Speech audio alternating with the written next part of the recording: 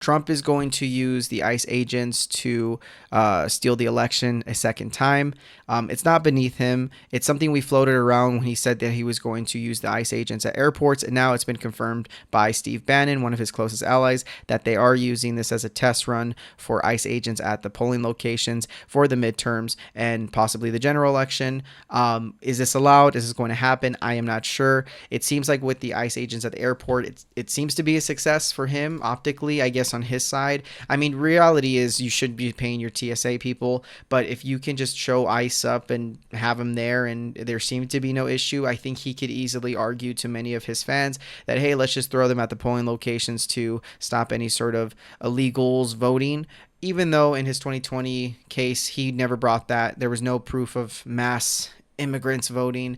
It was still something that he parrots. Till this day, he says he won the election. He got mad around the 2016 primaries because he was losing, but then when he was winning, he said the election was great. So this man, it's not beneath him to do shit like this. It's not beneath him to have the SAVE Act where he's trying to limit people to vote. Meanwhile, that SAVE Act would theoretically keep him from voting because he does it the same way, but he doesn't want you to have it the same way. Like, this man is inconsistent. This man is not principled, but that he doesn't care. He does not give a shit. The ICE agents there are going to scare off people, and that's all it's being used for. Like, the SAVE Act is there to limit as much people as voting. Like, you can agree or disagree with maybe the substance itself of people voting with or without IDs, but then not having a backup plan is going to limit millions of people. That's just factual. A lot of people just don't go into voting with those prerequisite items because it's not asked of. So you can see where people like him would try to benefit with less people voting, where he's not doing great popularity wise,